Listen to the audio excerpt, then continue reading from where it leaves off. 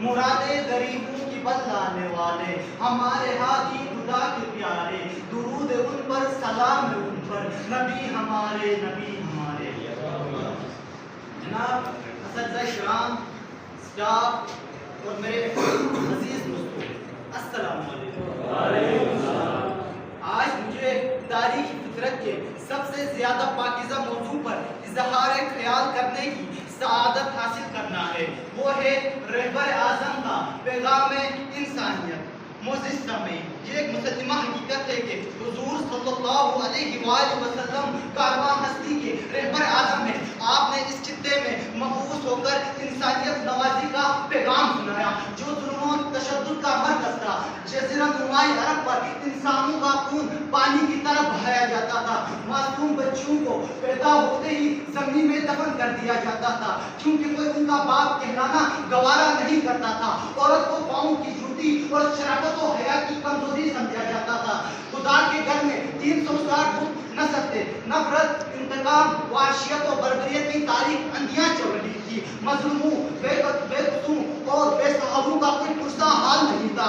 انسانیت رو رہی تھی۔ زمین کی آغوش میں دفن ہونے والی بے گناہ معصوم بچوں کی روحیں خدائی کی رحمت کو آوازیں دے رہی تھی۔ اور پھر جناب صدر، خدائی کی رحمت کا بے احترام نواز ہو گیا اور ہمارے آقا و مولا حضرت محمد مصطفیٰ عربی صلی اللہ علیہ وآلہ وسلم قابل انسانیت کے رہبر اعظم بن کر جلوے افروز ہو گئے۔ آپ آئے تو روتے دلوں کو قرار آ گیا، مایوس انسانوں نے سمجھا کہ جان بہار آ گیا، بزم مستی پکار کو عالم کا افتخار آ گیا، کمزوروں کا سہارا، بے نواؤں کو حامی و مددگار آیا، اور کوئی فاران کی چوٹیوں سے آواز حق گونج اٹھا۔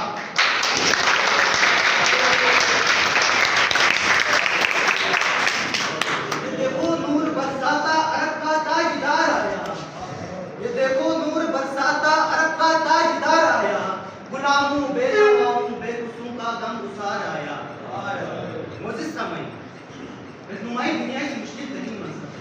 ایک قوم کی رہنمائی جو گمراہی اور ذلت کے آخری حدوں کو چھین رہی تھی، یہ کام بہت دشوار تھا، مگر آپ کوئی عام انسان تو نہیں تھے، آپ تو محبوب خدا تھے۔ خدا نے آپ کو رہبر اعظم کا منصب عطا کرنے کے لیے ازل سے ابد تک تمام معاذین سے نوازا رکھا تھا۔ آپ نے ایوب علیہ السلام کی صبر، داؤد علیہ السلام کی رہنمائی، شعیب علیہ السلام کی شفقت، یونس علیہ السلام کی استقلال، موسیٰ علیہ السلام کی پامردی، نوح علیہ السلام کی ذوق تقلید، آدم علیہ السلام کی شان قیادت اور اسماعیل علیہ السلام کی سیادتی، آپ کی انہی رہنمایاں صفات کو دیکھ کر اہل نظر کو اقرار کرنا پڑا۔ معزز سامعین، آج کا مولوی سوال کرتا ہے، وہ کون سی قوت تھی جس کے سارے حضور صلی اللہ علیہ وآلہ وسلم نے تنہا باطل کا سر جھکا دیا؟ وہ قوت میرے آقا مولا کا کردار تھا، جس کے بارے میں ارشاد خداوند ہے، لقد کان لکم فی رسول اللہ اسوۃ حسنہ۔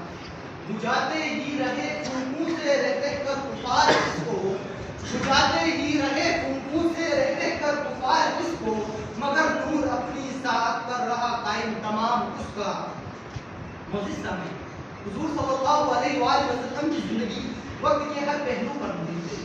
ایک عام انسان کی حیثیت سے دیکھیں، یا محبوب خدا کی حیثیت سے دیکھیں، مکہ کی شہری کی حیثیت سے دیکھیں، یا دو عالم کے حکمران کی حیثیت سے دیکھیں، اطاعت گزار بیٹے کی حیثیت سے دیکھیں، یا مہربان والد کی حیثیت سے دیکھیں، قانون دان و قانون ساز کی حیثیت سے دیکھیں، یا امام الانبیاء کی حیثیت سے دیکھیں۔ غرض ہے کہ انسانیت کا قافلہ جس راستے سے بھی گزر رہا ہو، حضور صلی اللہ علیہ وآلہ وسلم کی سیرت اسے رہنمائی کی عادات سکھاتے ہی رہے گی۔ معزز سامعین، موضوع سلطان علم و حکمت کی وہ بہر ہے، اگر میں بولتا رہوں تو صدیاں لگ جائیں گے، لہٰذا میں آج کے ساتھ اجازت چاہتا ہوں۔ حضور آئے تو سر آخری نش پا گئی دنیا، حضور آئے تو سر آخری نش پا گئی دنیا، اندھیروں سے نکل کر روشنی میں آ گئی دنیا، مجھے چہروں سے زنگ اترا خطے چہروں پہ نور آیا، مجھے چہروں سے زنگ اترا خطے چہروں پہ نور آیا، حضور آئے تو انسانوں کو جینے کا شعور آیا، حضور آئے تو انسانوں کو جینے کا